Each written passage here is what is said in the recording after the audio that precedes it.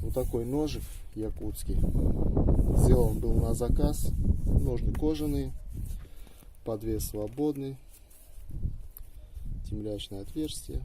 Темлячное. Дренажное. Ну, кожа, как обычный ножны. Ничего интересного. Но сам ножик. Нож. Клинок сталь Х12МФ. Так, ТТХ егошний.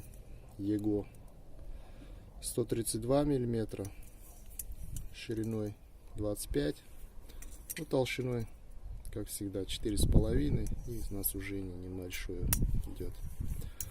Рукоять 125 миллиметров. Стабилизированный кап, не знаю, клена, да, клена, скорее всего.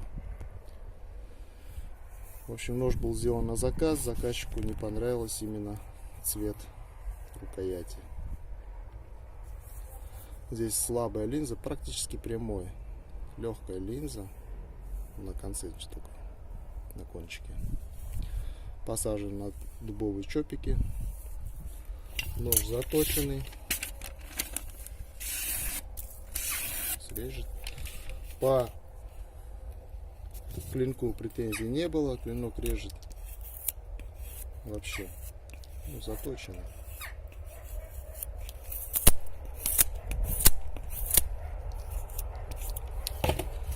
Чтобы не было вопросов по клинку, вот рог. Мне прислали рог, можно теперь строгать.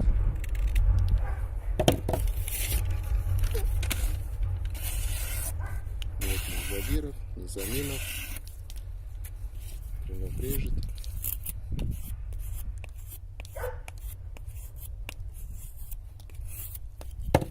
В общем, нож свободный. Пока. Желающих пишите. Да, еще вот заказчику не понравилось, что здесь осталась кованина на обухе.